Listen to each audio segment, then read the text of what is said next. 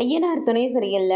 அடுத்து வரை பேசல்ல நம்ம நீலாவன் சோழனும் இருந்துட்டு, நம்ம சந்தாவ பார்த்து பேசிட்டோம். அடுத்தது நம்ம வானதிய பார்த்து பேசுவோமா? அப்படின்னு சொல்லிட்டு நம்ம நிலா சொன்ன உடனே சோழன் இருந்துட்டு பயங்கரமாக ஷாக் ஆகுறாங்க. என்னங்க சொல்லிக்கிட்டு இருக்கீங்க? அந்த அந்த வீட்டுக்கா போகலான்னு சொல்லிக்கிட்டு இருக்கீங்க?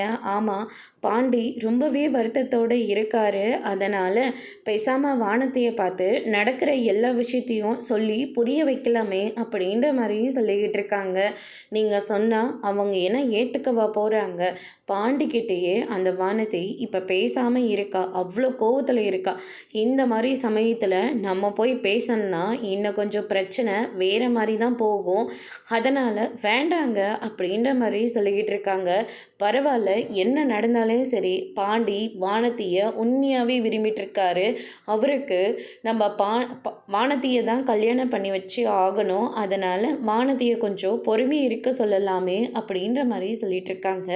சரி வாங்க, என்ன சொன்னாலையும் கேட்க மாட்டேன்றீங்க, அங்கே நேரில் போய் பார்த்தா தானே தெரியும். சரி வாங்க போகலான்னு சொல்லிட்டு நம்ம சோழன் இருந்துட்டு நிலாவை வானதியோட வீட்டுக்கு கூட்டிகிட்டு போகிறாங்க.